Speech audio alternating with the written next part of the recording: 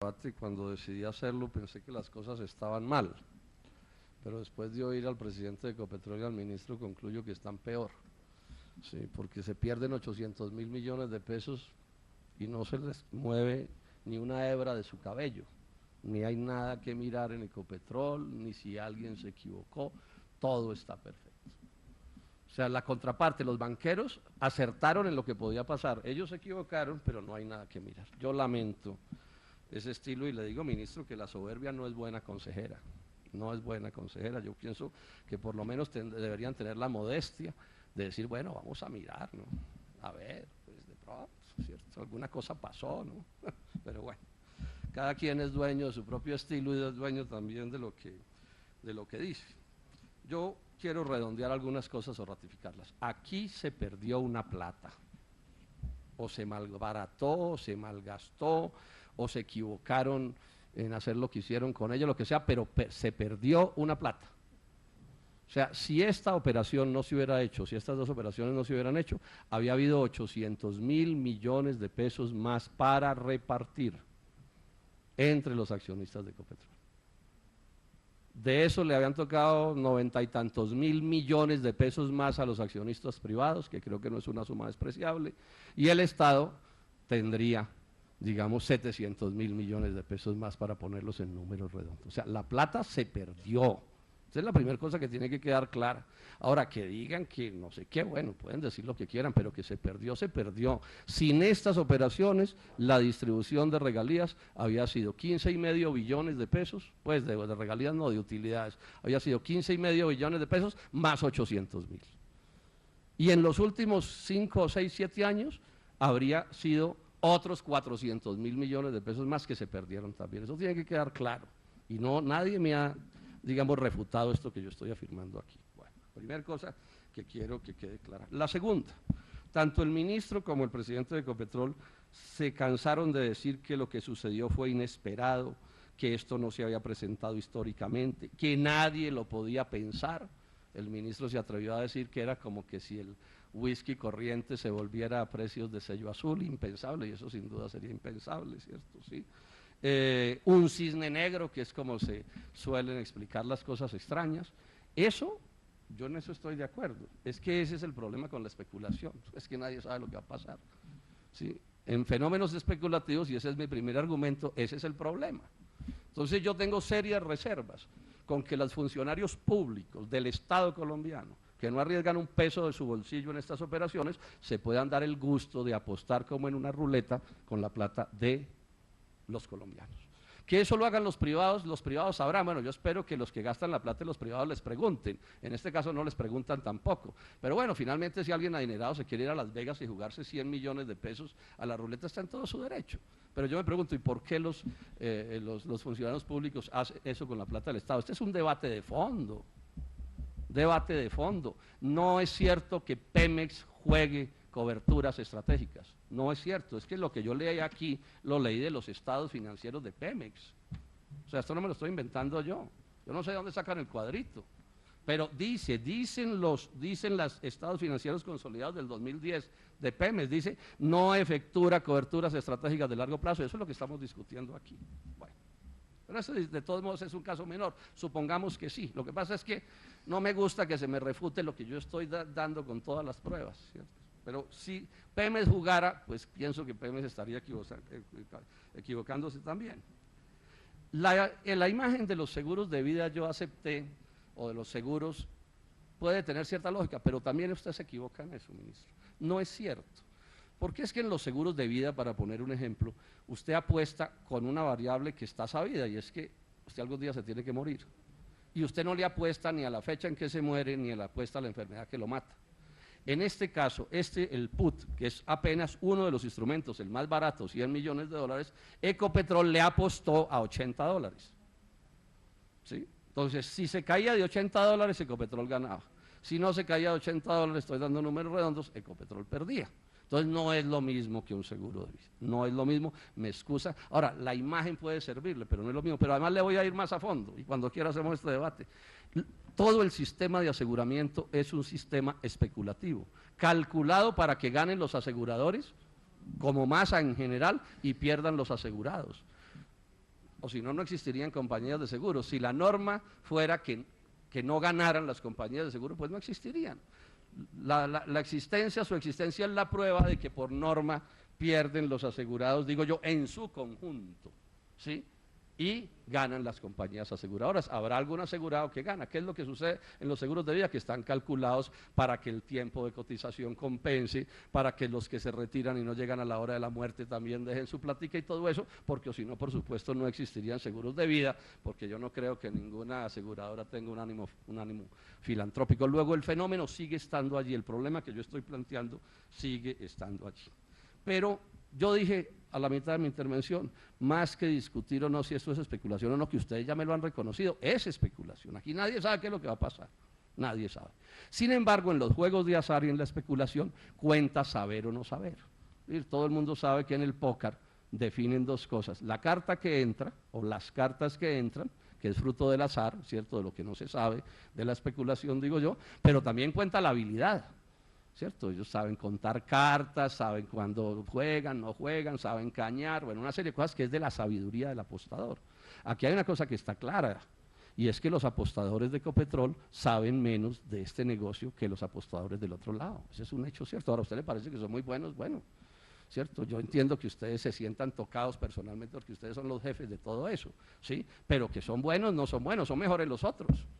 ¿Cómo no van a ser mejores los otros, senador Sierra, cierto? Si de 7 veces que ha apostado Ecopetrol, Néstor ha perdido 6. Y eso no es un asunto de menor cuantía, ¿sí? Que no se sabía qué iba a pasar este año. Bueno, los otros sí sabían, porque los otros apostaron a que no se caía de $80 y ganaron. Y apostaron a que la franja esa de precios, ¿sí?, el diferencial entre el WTI y el Maya, no iba a ser la que ustedes decían que sí iba a ser, y en eso consistió la apuesta, y ellos ganaron y ustedes perdieron, punto, la nación perdió. O sea que ellos sí sabían más.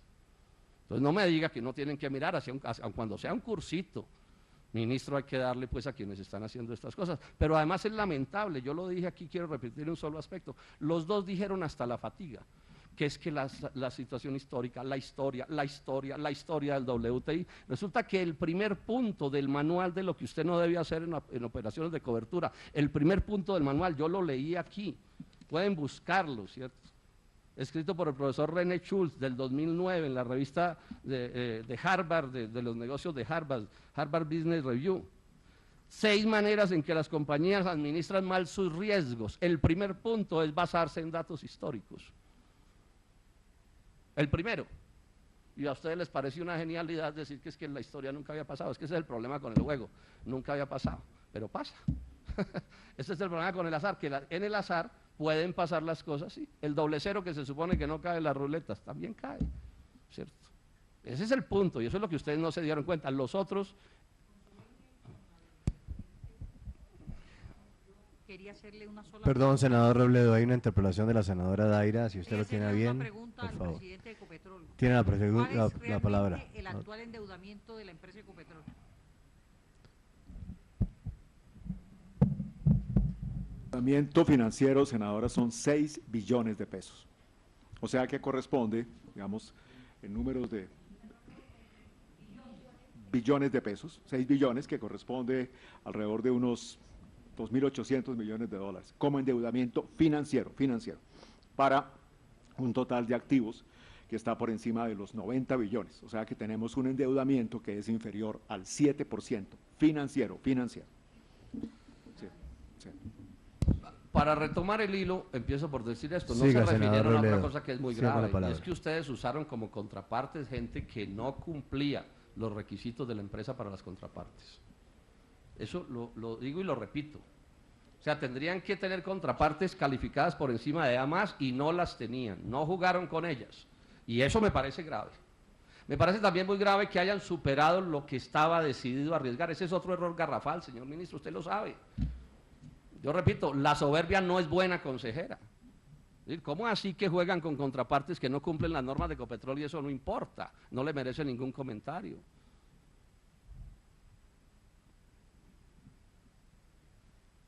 Esas son cosas que están planteadas en este debate. O cómo así que superan lo que podían perder. Esta es una cosa que está también en este manual que les acabo de leer y en todos. Usted tiene que definir cuándo va a perder, y perdieron 4 veces lo que habían autorizado perder. senador Mora. Estas son cosas que están pasando. Lo del Cushing me lo van a despachar como si nada, yo lo lamento, pero si hay una cosa pedrera, obvia de ver, es esa. Porque yo puedo entender que uno no sabe si está en una guerra mundial o no, o un terremoto, un volcán, bueno, cierto. Pero que ahí se iba a atorar la producción del WTI, lo veía cualquiera. Es más, los mismos informes de Ecopetrol dicen que desde el 2010 se sabía que eso iba a pasar y pasó. Y ustedes apostaron como si eso no fuera a pasar. Y eso tampoco importa, señor ministro. O sea, una cosa tan protuberante como esa, no importa que no la vean los técnicos que están definiendo eso, no importa que no la vea el presidente de Ecopetrol, no, es que aquí hay demasiada plata en juego. Y eso esto no se puede despachar con dogmatismos, que es que la vida es así, es que yo tengo que correr riesgos y corro riesgos, ¿cierto? Y si pierdo, pues no importa, y si gano, ¿qué?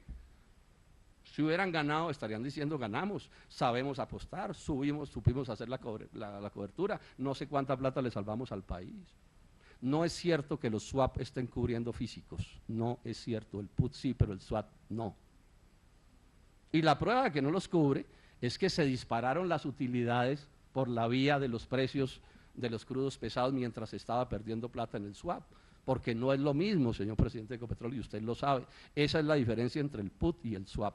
El put cubre físicos y el swap no cubre físicos. O sea, los cubre de una manera absurda. Y es que usted puede terminar perdiendo en el físico y en el swap. O puede perder en el uno y ganar en el otro, o puede ganar en los dos. Porque no están conectados, no son barriles de petróleo lo que se está protegiendo. Y eso fue lo que les sucedió, que perdieron hasta la camisa en el swap y ganaron en el físico de los crudos pesados. No supieron retirarse. No me diga, ministro, que no importa esta discusión, deme argumentos, refúteme lo que yo estoy diciendo. Pero sabían desde febrero, oficialmente establecido en Ecopetrol, que no les funcionaba la apuesta del swap y la modificaron en septiembre. Y usted me dice que eso no importa, ministro. No, lo lamento, usted no puede actuar así de esa manera por dogmatismos. Se sabía a ciencia cierta, desde febrero, que esa estrategia estaba fracasada porque el crudo se había reemplazado en la zona de Cushing. Y se debía saber desde noviembre y desde octubre que eso iba a pasar. Cualquier despistado entraba a internet, ponía Cushing y le salía eso. Pero bueno, en febrero ya ustedes dijeron que les estaba pasando y no movieron un dedo para retirarse. Y eso tampoco importa, ministro. O sea, los funcionarios del doctor Gutiérrez y el doctor Gutiérrez tienen la razón como sea. Como Jalisco nunca pierden y cuando pierden arrebatan, no, tampoco. Estamos hablando de demasiada plata embolatada en este asunto para que las cosas se traten de esa manera. Ahora tienen la mayoría del Congreso, están absueltos de antemano. Aquí con Hugo Serrano decíamos que se debía poner en una piedra grande allá la absolución de todos los ministros para todos los debates. Por anticipado, ponerla desde el año 2012 y dejarla ahí hasta el año 2020. Pero no tienen la razón. Y entonces yo termino ratificándome en todo lo que dije. No me han refutado una palabra de lo que dije. Y pidiéndole a la Contraloría General de la República que mire esto. Pero además yo le hago un llamado a la Contraloría, esto hay que mirarlo no solo por la vía de la legalidad, sino por la vía de la conveniencia. Porque es que este país se ha estado llenando de cosas que son legales y son absolutamente indebidas, porque no hay auditoría de nada, porque a las juntas directivas de las empresas y a los socios de la empresa los tratan como trataron a los 17.000 de Ecopetrol en la junta pasada. ¿Por qué no puso el tema, ministro? ¿Por qué no les explicó? Si ustedes tienen tanta razón, ¿por qué les dijo, no, aquí hay un senador que se volvió loco, que dice que se perdieron 800.000 millones de pesos y yo les voy a explicar cómo no se perdieron? Pero evadir el tema.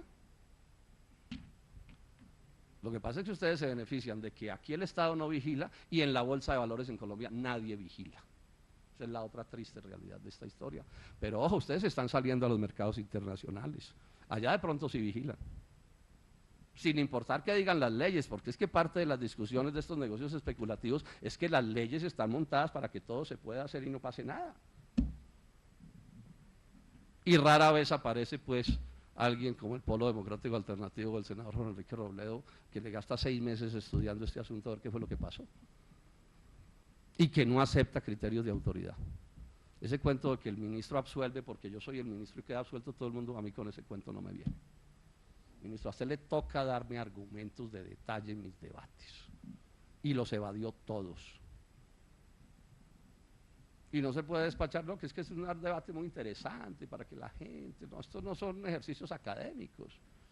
Aquí estamos hablando de plata de los colombianos que se está perdiendo.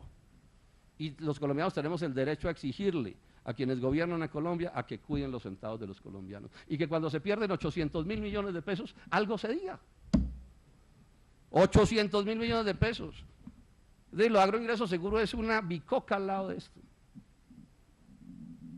Les regalo los 100 millones de dólares del PUT si quieren. ¿Y el resto?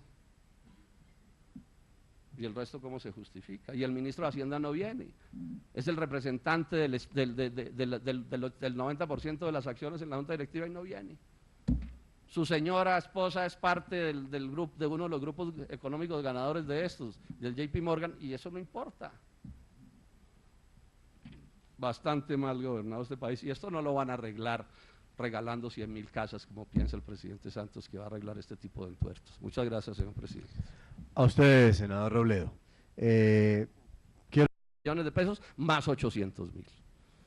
Y en los últimos 5, 6, 7 años habría sido otros 400.000 millones de pesos más que se perdieron también. Eso tiene que quedar claro. Y no, nadie me ha, digamos, refutado esto que yo estoy afirmando aquí. Bueno, primera cosa que quiero que quede clara. La segunda, tanto el ministro como el presidente de Ecopetrol se cansaron de decir que lo que sucedió fue inesperado, que esto no se había presentado históricamente, que nadie lo podía pensar. El ministro se atrevió a decir que era como que si el whisky corriente se volviera a precios de sello azul, impensable. Ellos deberían tener la modestia de decir, bueno, vamos a mirar, ¿no?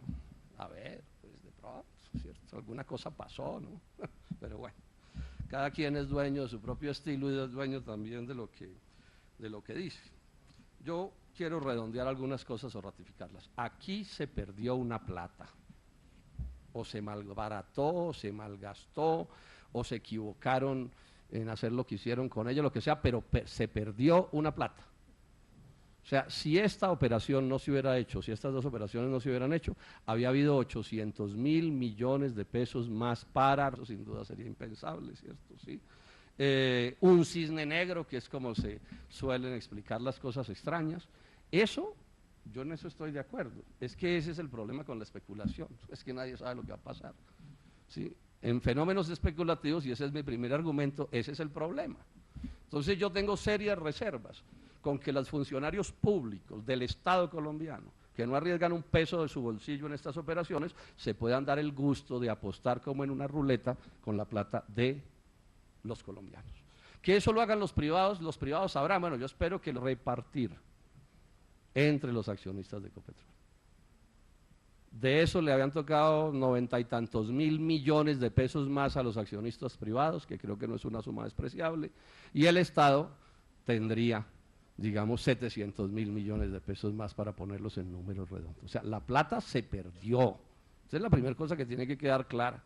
Ahora, que digan que no sé qué, bueno, pueden decir lo que quieran, pero que se perdió, se perdió. Sin estas operaciones, la distribución de regalías había sido 15,5 billones de pesos, pues de regalías no, de utilidades, había sido 15,5 billones. Cuando decidí hacerlo pensé que las cosas estaban mal, pero después de oír al presidente de Ecopetrol y al ministro concluyo que están peor, sí, porque se pierden 800.000 millones de pesos y no se les mueve ni una hebra de su cabello, ni hay nada que mirar en Ecopetrol, ni si alguien se equivocó, todo está perfecto. O sea, la contraparte, los banqueros acertaron en lo que podía pasar, ellos se equivocaron, pero no hay nada que mirar. Yo lamento ese estilo y le digo, ministro, que la soberbia no es buena consejera, no es buena consejera. Yo pienso que por lo menos